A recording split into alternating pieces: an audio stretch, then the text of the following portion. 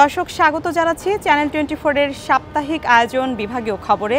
ভিন্ন রকম সংবাদ নিয়েই আমাদের এই আয়োজন। আজ জানাবো বরিশাল বিভাগের বিভিন্ন জেলার খবর, সাথে আছি আমি মিলা খন্দকার। জানাবো ঝালকাঠির বাজার পরিস্থিতির খবর। চাঁদাবাজি কমেছে, তবে কমেনি বাজারে নিত্যপণ্যের দ্রব্যের দাম। গেল মাস থেকে হঠাৎ করেই 40 থেকে 50% পর্যন্ত বেড়েছে সবজির দাম। নাগালের বাইরে চলে গেছে মাছ, মাংস, ডিমের দরও। ঝালকাঠির বাজারে হঠাৎ করে বেড়েছে সবজির দাম। প্রতিদিনই কোনো না কোনো সবজির দাম লাফিয়ে লাফিয়ে বাড়ছে। বিক্রেতারা বলছেন বিভিন্ন জায়গায় বন্যা হওয়ার কারণে এখানে সবজির দামটা বৃদ্ধি পেয়েছে, কিন্তু যারা ক্রেতা রয়েছেন তারা বলছেন যে এই বিক্রেতারা এই বন্যার অজুহাত দিয়ে তারা সবজির দামটা বাড়িয়ে দিয়েছে। বন্যার কারণে বিভিন্ন এলাকার সবজিগুলো নষ্ট হয়ে গেছে, এই কারণে একটু দাম বেশি। কিন্তু ব্যবসায়ীরা তার সুযোগে, অসাধু ব্যবসায়ীরা তার সুযোগে অনেক দাম বাড়িয়ে বিক্রি করছে। কাঁচামরিচের কেজি 400 টাকা, সাধারণ মানুষের নাগালের ক্রয় ক্ষমতার নাগালের বাইরে চলে গেছে। এখানে কাঁচামরিচের কেজি বিক্রি হচ্ছে 400 টাকায়, এবং অন্যান্য যে সবজি রয়েছে সব সবজি কিন্তু আসলে 80 টাকার নিচে আসলে কোনো সবজি পাওয়া যাচ্ছে না। ক্রেতা যারা রয়েছেন তারা বলছেন যে আসলে তারা যেখানে 1 কেজি কিনতো এখন তারা আধা কেজি সেখানে কিনছে। কেউ কেউ বলছেন যে আসলে দাম এতটাই বেশি যে কেউ খালি ব্যাগই চলে যাচ্ছেন। বাজারের তরকারির দাম অনেক বেশি, কিন্তু আমরা কিনতে পারি না, ব্যাগলাই এখন ফেরত যাইতে আছে। তরকারির দাম আগের চাইতে অনেক বেশি। যে মাল আগে কিছু 40 টাকা, সে মাল 80 টাকা, ডাবল দাম। আর আমাদের তো নিম্নবিত্ত মানুষ, আমাদের তো আয় সীমিত, আমাদের সেই 1 কেজি জায়গায় আধা কিনে সংসার চালাইতে হয়। এমনিভাবে আমরা দুরবস্থার ভিতরে আছি। তো এখানে যেসব সবজি রয়েছে তার মধ্যে শীতকালীন যে সবজি, সে আগাম সবজিগুলো কিন্তু এখানে রয়েছে, কিন্তু দাম কিন্তু হাতের নাগালের বাইরে।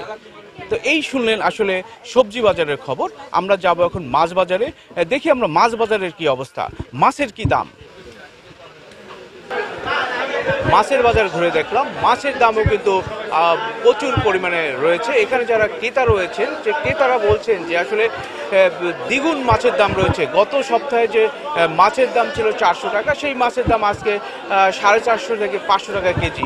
ইলিশ মাছের কথা যদি বলতে হয়, ক্রেতারা বলছেন যে ইলিশ মাছ কেনা তো দূরের কথা, ইলিশ মাছের কাছে যেতেও নাকি তাদের ভয় লাগছে, কারণ প্রতি কেজি ইলিশ মাছ এখানে বিক্রি হচ্ছে 1800 থেকে 2000 টাকায়। ইলিশ মাছ তো আসলে আমাদের নাগালের বাইরে।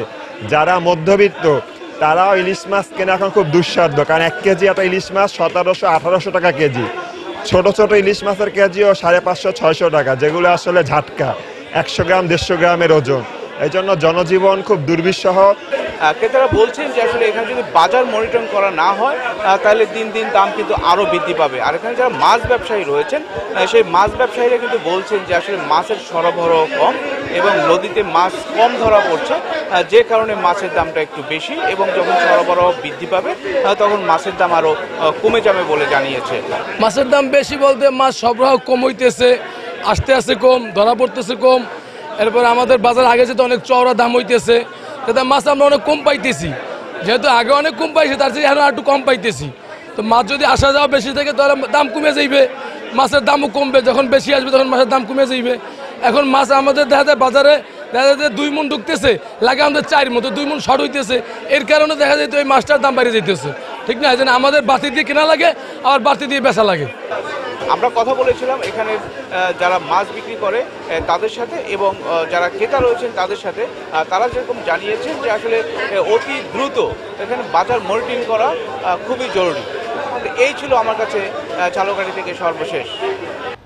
বাক প্রতিবন্ধী বরিশালের আনিসুর রহমান, যিনি মুখে কথা বলতে না পারলেও গেল 4 দশকের বেশি সময় ধরে সংবাদপত্র বিক্রি করে মানুষের কাছে হয়ে উঠেছেন সদালোপী একজন হয়ে।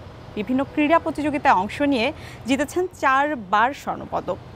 শাকিল হাওলাদারের ছবিতে তারই গল্প শোনাচ্ছেন কাউসার হোসেন রানা। কথা বলতে পারেন না, অথচ তার পেশাই সেই কথার সাথে। কেমন করে? বাক প্রতিবন্ধী আনিসুর রহমান, তিনি একজন সংবাদপত্র বিক্রেতা, যিনি মানুষকে সংবাদগুলো বুঝিয়ে দেন এবং কোন পত্রিকায় আজকের তাজা খবর রয়েছে সেটি তিনি দেখিয়ে দেন। এইভাবেই প্রায় 4 দশক ধরে বরিশাল নগরীর বিবিরপুকুর পাড় এলাকায় বিক্রি করে আসছেন সংবাদপত্র। 1982 সালে বরিশালের বিবিরপুকুরের পাড়ে একটি ছোট্ট পত্রিকার দোকান থেকে তার এই পত্রিকা বিক্রির কার্যক্রমটি শুরু। জাতীয় পর্যায়ে 4 বার স্বর্ণপদক জয়ী এবং 2 বারের রৌপ্য পদক জয়ী এই অ্যাথলেট এখন পত্রিকা বিক্রির সাথে জড়িত রয়েছেন এবং সাধারণ মানুষ যারা রয়েছেন তাদের সাথে পত্রিকা বিক্রির মাধ্যমে গড়ে তুলেছেন এক সজ্জন সম্পর্ক। সেই কথাই বলেছেন সাধারণ পাঠকরা। 2007 সালের প্রলয়ঙ্করী ঘূর্ণিঝড় সিডরের কারণে বিবিরপুকুর পাড়ে থাকা তার ছোট্ট পত্রিকার দোকানটি উড়ে গিয়ে পুকুরের মাঝে পড়ে, যার ফলে তাকে ভুগতে হয় নিদারুণ আর্থিক কষ্টে। সে সময় তার পাশে দাঁড়ায় একটি বেসরকারি দৈনিক পত্রিকা এবং সেই পত্রিকার কল্যাণ তহবিলের মাধ্যমে, ত্রাণ তহবিলের মাধ্যমে তাকে তৈরি করে দেওয়া হয় একটি লোহার দোকান, যে দোকানে এখনও তিনি পত্রিকা বিক্রির কার্যক্রমটি চালিয়ে আসছেন। বর্তমানে তার 2টি চোখে সমস্যা হওয়ার পরে একটি চোখ অপারেশন করা হয়, তবে আরেকটি চোখ আর আর্থিক কষ্টের কারণে অপারেশন করতে পারেননি, যার জন্য মানুষের কাছে তিনি সহায়তা চেয়েছেন অন্য মানুষের মাধ্যমে। একজন বাক প্রতিবন্ধী হয়েও তিনি একজন সদালাপী ব্যক্তি, সেই কথাই জানান স্থানীয় সাংবাদিক যারা, তারা কি করে একজন বাক প্রতিবন্ধী মানুষ সদালাপী হলেন সেই বিষয়টিতে কিন্তু তারাও আশ্চর্য হয়েছেন। সে কথা বলতে পারে না, তারপরও সে সুন্দরভাবে আমাদের এটা দিতে পারে, দেখাই দেয় যে এই পেপারটা তোমার প্রয়োজন কিনা, আমরা বলি হ্যাঁ, তখন সে ওই পেপারটা আমাদের কাছে দেয়। সে জন্মগত প্রতিবন্ধী বোবা এবং তাকে বোবা আনি হিসেবেই চেনে। সে এই পত্রিকার সাথে দীর্ঘদিন সে বেচা কিনা করে এবং সেই দিয়ে তার সংসার চলে। 78 থেকে যদি হয় বা দোকানের শুরু কবে থেকে, ওই সময় থেকেই নেই। সে এক সজ্জন ব্যক্তি বলতে যা বোঝায় আমি সেইটাই মনে করি। বাক প্রতিবন্ধী হলেও তিনি কিন্তু একজন পড়ালেখা জানা মানুষ, তিনি যাবতীয় হিসাব নিকাশ সব কিছু তিনি মেনটেন করতে পারেন এবং মানুষের সাথে সুন্দর লেনদেন, যে এটা মানুষ তাকে খুব ভালো জানেন এবং তিনি নিয়মিত এখানে সারাদিন পত্রিকা বিক্রি করেন এবং পত্রিকা থেকে যে আয় হয় এই আয় দিয়ে তিনি তার সংসার পরিচালনা করেন। তিনি কিন্তু মানুষকে বোঝাতে মানে সক্ষম হয় যে এই পত্রিকাটি তার কাছে আছে, আজকে এই পত্রিকাটিতে এই খবরটি ভালো ছাপা হয়েছে, সে কিন্তু পাঠকদেরকে বুঝিয়ে দেয়। একজন বাক প্রতিবন্ধী আনিসুর রহমান সদালাপী হয়ে যেমন সবার সাথে মিশে যেতে পেরেছেন, তেমনি সাধারণ মানুষ যারা রয়েছেন তারাও অন্য আরও মানুষের মাধ্যমে তার মতন করে মিশে যাবেন, সজ্জন হবেন এবং সুসম্পর্ক গড়ে তুলবেন। এই অনুপ্রেরণা যেন তার কাছ থেকে পায়, এটি সকলের প্রত্যাশা। কাউসার হোসেন রানা, চ্যানেল 24, বরিশাল। ফের মেঘনা নদীর ইলিশা লঞ্চ ঘাটের সিসি ব্লকে দেখা দিয়েছে ধস। উজানের তীব্র স্রোতে এরই মধ্যে ধসে পড়েছে ব্লকটির 15 মিটার, ফাটল দেখা দিয়েছে আরও 10 মিটার। এতে তীব্র ঝুঁকির মধ্যে রয়েছে লঞ্চ ঘাটটি। উজানের পানির তীব্র স্রোতে ভোলার শহররক্ষা বাঁধের সিসি ব্লকে ধস দেখা দিয়েছে। এতে নদীর পাড়ের মানুষ আতঙ্কিত অবস্থায় রয়েছে। বিশেষ করে ভোলার ইলিশা পয়েন্টটির লঞ্চ ঘাটে গত কয়েকদিনে 15 থেকে 20 মিটার সিসি ব্লক ধস দেখা দিয়েছে। এতে একটি লঞ্চ ঘাট ইতিমধ্যেই বন্ধ করে দিয়েছে BIWTA। এই মুহূর্তে আছি আমি ভোলার ইলিশা লঞ্চ ঘাটে, আপনাদের দেখাচ্ছি যে এই লঞ্চ ঘাটের এই পাশটিতে গত কয়েক বছর 17 সাল থেকে 21 সাল পর্যন্ত এই সিসি ব্লক ফেলে ভোলা শহর রক্ষা বাঁধকে এক ব্লক দিয়ে বেষ্টনী করে রাখা হয়েছে শহর রক্ষা বাঁধটিকে। কিন্তু সম্প্রতি গত বছর থেকে কিন্তু এই সিসি ব্লক ধস দেখা দিয়েছে। গত বছর প্রায় 200 মিটারের মতো কিন্তু সিসি ব্লক ধস দেখা দিয়েছে। এবছরও কিন্তু গত 2 দিন আগেও কিন্তু এই জায়গাটিতে সিসি ব্লক ধস দেখা দেওয়ার কারণে এখানকার ব্যবসা প্রতিষ্ঠান, মাছঘাট নিয়ে এখানকার যারা আছেন তারা কিন্তু আতঙ্কের মধ্যে রয়েছেন। বছরের বছর এরকম সিসি ব্লক ধসের কারণে কিন্তু যেই কাজটি করা হয়েছিল শহর রক্ষা বাঁধে সেটি নিয়েও কিন্তু এখন প্রশ্ন দেখা দিয়েছে। আমরা একটু স্থানীয়দের সাথে এই বিষয় নিয়ে একটু কথা বলবো। আসলে এই যে সিসি ব্লক ধস দেখার কারণে আপনাদের কি ধরনের ঝুঁকির মধ্যে আছেন? আমরা অনেক ঝুঁকির ভিতরেই আছি। আপনার এই নদী ভাঙতে আছে, তারপর এই যে নদীতে এবার মাছের সিজন একটু কম, এখন একটু যাওয়া যেতে আছে, যেমন সিজন শেষ সময় একটু মাছ পড়তে আছে, নাহলে এর আগে আমরা জেলেরা যারা আছি তারা সবাই ঋণগ্রস্ত, ঠিক আছে। তারপর আবার নদী এই অনেক বাড়িঘর ভাঙ্গা লয়ে গেছে, সব কিছু লয়ে গেছে। আমাদের এই যে লঞ্চঘাট, ফেরিঘাট এখানে ব্লক দৈশায়িত আছে, এই ধরেন থানা পুলিশ এখানে সবই আতঙ্কিত আছে, আমাদের মাছঘাট লঞ্চঘাট ফেরিঘাট সবই আমরা আতঙ্কিত আছি। এই সব ডাইবা যাইতে আছে সিসি ব্লক, যে কোনো সময় আমরা শুধু ডাইবা যাইতে আছি, কারণ এইখানে একজন মানুষ মারা গেছে ব্লক ডাইবা। একটু আরেকজনের কাছ থেকে শুনবো, আপনি তো এই যে এখানে ব্যবসা প্রতিষ্ঠান নিয়ে ব্যবসা করছেন, কি ধরনের ঝুঁকির মধ্যে আছেন? কয়বার ভাঙা দিয়েছে? ঝুঁকি না পরেই তো 2-3 বার ভাঙা দিয়েছে, এরপর আবার এই দমনগর দিয়ে ওই জায়গা দিয়া ব্লক ডাইবে গেছে, পরে অনেকগুলো ব্লক নিয়ে ডাইবে গেছে ফোটাতে। তাই নদীর স্রোত আগের চেয়ে অনেক বাড়ছে, আগে তো এত ছিল না। 5 থেকে ব্লকগুলো ডাইবে গেছে সিসি ব্লক। এখন যদি নদীর থেকে এবং জিও ব্যাগ দিয়েছে তার কয়েকদিন আগে, এখন জিও ব্যাগ দিয়েছে, জিও ব্যাগ সব স্রোত নিয়ে গেছে। এখন যদি ব্লক না দেয়, নাহলে আমাদের এই মেঘনার থেকে আমাদের রক্ষা পাওয়ার মতো কোনো পরিবেশ নাই জি। আমরা শুনছিলাম স্থানীয় কয়েকজন ব্যবসায়ী এবং স্থানীয় মানুষদের কাছে, তারা বলছিলেন প্রতিনিয়ত এই ঝুঁকি কিন্তু বাড়ছে। দর্শক, আপনাদেরকে জানিয়ে রাখি, উপকূলীয় জেলা ভোলার কিন্তু একটি নদী বিস্তৃত এলাকা। এই নদী একদিকের মেঘনা, অন্যদিকে কিন্তু তেঁতুলিয়া নদী। মেঘনার এই পয়েন্টটি দিয়ে বিশেষ করে উজানের পানি কিন্তু প্রতিনিয়ত নামে। এই উজানের পানি তীব্র স্রোতের কারণে কিন্তু সিসি ব্লক ধস দেখা দিয়েছে। অন্যত স্থানীয়রা বলছেন যে মেঘনার বুকে কিন্তু ছোট ছোট ডুবোচর জেগে ওঠার কারণে সেই ডুবোচরগুলো অপসারণ না করার কারণে কিন্তু অন্যদিকে একটা ভাঙনের ঝুঁকি কিন্তু থেকেই যাচ্ছে। এখানে কিন্তু এই পয়েন্টটিতে, বিশেষ করে ভোলার ইলিশা এই পয়েন্টটিতে 3টি লঞ্চ ঘাট রয়েছে, পাশাপাশি এখানে ফেরিঘাট রয়েছে, মৎস্যঘাট রয়েছে, সব মিলিয়ে কিন্তু একরকম ঝুঁকির মধ্যে দিয়ে যাচ্ছে। আমরা নদী ভাড়া থাকি, না আমগরে গাঙ্গে ভাঙ্গে লয়ে গেলে আমরা কই গে থাকুম না, এইখানে লইয়া যাওয়ার ফালা, যেমন যে ব্লক দিছে ব্লক সব ডাইবা পড়ছে। এখন যদি এই সময় কোনো ব্যবস্থা না করেন তাহলে আমাদের থাকার আর কোনো জায়গা নেই। এই সিসি ব্লককে আরও টেকসই করার দাবি জানিয়েছেন, যদিও এখানকার স্থানীয়রা বলছেন যে যেই কাজগুলো করা হয় সেগুলো আসলে টেকসই হচ্ছে না, জিও ব্যাগ ফেলা হচ্ছে, কিন্তু সেগুলো আসলে নদীর এত তীব্র স্রোত, সেই তীব্র স্রোতের কারণে কিন্তু সেগুলো একরকম বিলীন হয়ে যাচ্ছে। সেই ক্ষেত্রে তারা দাবি করছেন যে এখানে নতুন করে আবারও সিসি ব্লক যদি ফেলানো হয় তাহলে হয়তো বা কিছুটা হলেও টেকসই হবে বলে তারা দাবি করছেন।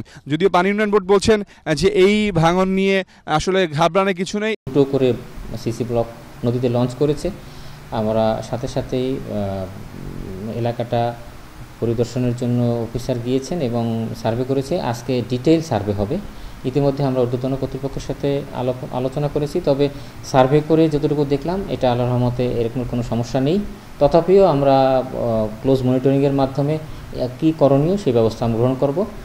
আপাতত এখানে ভয়ের কিছু নেই। এগুলি একটি প্রক্রিয়ার মধ্যে আছে, এগুলো মূলত ধস হবে নতুন করে, আবার পরবর্তীতে তারা যদি এখানে বেশি মাত্রায় আসলে সিসি ব্লক ধস দেখা দেয় তাহলে হয়তো বা পরবর্তীতে তারা এসব জায়গাতে ব্লক কিংবা জিও ব্যাগ ফেলানোর তারা পরিকল্পনা নিয়েছেন। ভোলায় প্রায় 334 কিলোমিটার মতো বেড়িবাঁধ রয়েছে, এর মধ্যে কিন্তু এই প্রায় 48 কিলোমিটার রয়েছে টেকসই বেড়িবাঁধ, এবং সব মিলিয়ে যদি নতুন করে এই সিসি ব্লক ধস বন্ধ না করা যায় তাহলে হয়তোবা ভোলা শহর রক্ষায় একরকম হুমকির মধ্যে পড়বে বলে স্থানীয়রা জানিয়েছেন। ভোলার ইলিশা ঘাট থেকে এই ছিল আমার কাছে সর্বশেষ। ঝুঁকি নিয়ে চলছে যানবাহন, যে কোনো সময় ঘটতে পারে দুর্ঘটনা। বেহাল দশা পটুয়াখালীর গলাচিপা উপজেলা থেকে কলাগাছি পর্যন্ত সড়কটির, যা এক যুগেও সংস্কার হয়নি। এমন পরিস্থিতিতে দ্রুত এই সড়কের মেরামতের দাবি ভুক্তভোগীদের। পটুয়াখালী জেলার যে গলাচিপা উপজেলাটি রয়েছে সেই উপজেলার কিন্তু ধরামদি থেকে গলাচিপার যে আন্তঃজেলা যে সড়কটি রয়েছে সেই সড়কের কিন্তু বেহাল অবস্থা। দীর্ঘদিন যাবৎ সেই সড়কটি সংস্কার না হওয়ায় 23 কিলোমিটার সড়কের 16 কিলোমিটার সড়কেই চলাচলের অনুপযোগী হয়ে পড়েছে। খানাখন্দে ভরা এসব সড়কে প্রায় ঘটছে দুর্ঘটনা। সামান্য বৃষ্টিতেই সৃষ্টি হয় জলাবদ্ধতা, এতে চলাচলে দুর্ভোগ পোহাচ্ছেন সাধারণ মানুষ। জনদুর্ভোগ লাঘবে দ্রুত সড়কগুলো সংস্কারের দাবি উপজেলাবাসীর। 30 টাকা ভাড়া দিয়ে মার্কেটে যাইতে পারতাম, এখন সেই ভাড়া 30 টাকার ভাড়া 60 টাকা দিতে হয়। যাক টাকা আমার আপত্তি নেই। দেখা যায় এই সকালে আমি মার্কেটে গেছি, আমার মাজায় ব্যথা হয়ে গেছে, এই গাড়ির ঝাঁকড়ানিতে মাজা আমার ব্যথা হয়ে গেছে। রাস্তাঘাটের দীর্ঘদিন ধরে এই অবস্থায় আছে, আমার গাড়ি অ্যাক্সিডেন্ট হয়, দুর্ঘটনা হয় অনেক, এবং পানি জমে থাকে রাস্তায়, এই যে কাজ করে না এর মধ্যে আমরা খুব কষ্টে আছি। এই রাস্তাটা ভাঙার কারণে আমাদের যাত্রীও গাড়ি তুলতেছে না এবং গাড়ি অনেক সমস্যা হয়। প্রত্যেক দিন আমাদের গাড়ির কাজ করাইতে হয়, স্প্রিং ভেঙে যায়, গাড়ির এক একটা জিনিস নষ্ট হয়ে যায়, না হয়তো মোটরের তার জ্বলে যায়, মোটর সে বাত হয়ে যায়। দীর্ঘ এক যুগ ধরে এই সড়কটিতে কোনো কাজ হয়নি। বিটুমিন আর খোয়া উঠে সড়কের সৃষ্টি হয়েছে খানাখন্দ। এসব খানাখন্দে জমে আছে বৃষ্টির পানি।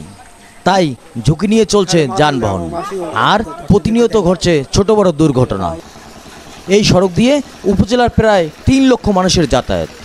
সবচেয়ে বেশি সমস্যায় পড়তে হচ্ছে রোগী ও স্বজনদের। রাস্তার বেহাল দশার কারণে গাড়ির ঝাঁকিতে রোগীরা আরও অসুস্থ হয়ে পড়েছেন।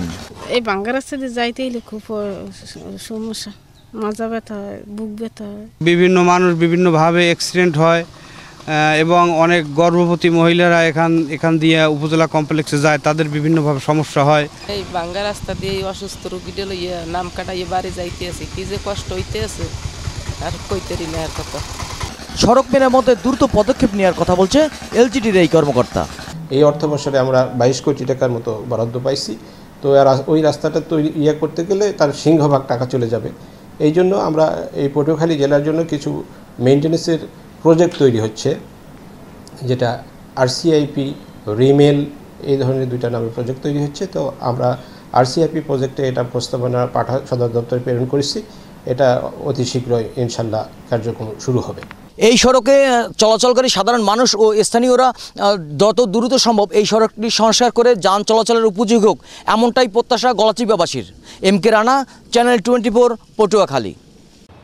40 বছর ধরে বরগুনাকে ক্রীড়া চঞ্চল করে রেখেছেন মীর বজলুর রহমান। জেলার একমাত্র ফুটবল কোচও তিনি। তার ক্লাবে খেলা শিখেই এখন জেলার বিভিন্ন ক্লাবে খেলছেন অনেকে। এ পর্যন্ত বিনামূল্যে তার কাছ থেকে দীক্ষা নিয়েছেন প্রায় 30,000 শিশু কিশোর। মীর বজলুর রহমান বরগুনা ক্রীড়া অঙ্গনের এক অনন্য নাম।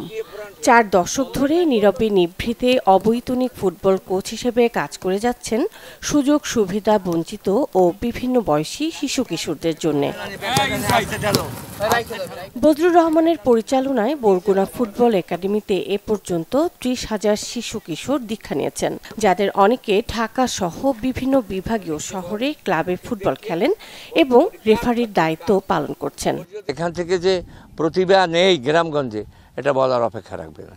বাংলাদেশে আমি এটা গ্যারান্টি দিতে পারবো, আমার প্রায় 23টা ছেলে এই জঙ্গল থেকেই তারা বিকেএসপিতে টিকে গেছিল।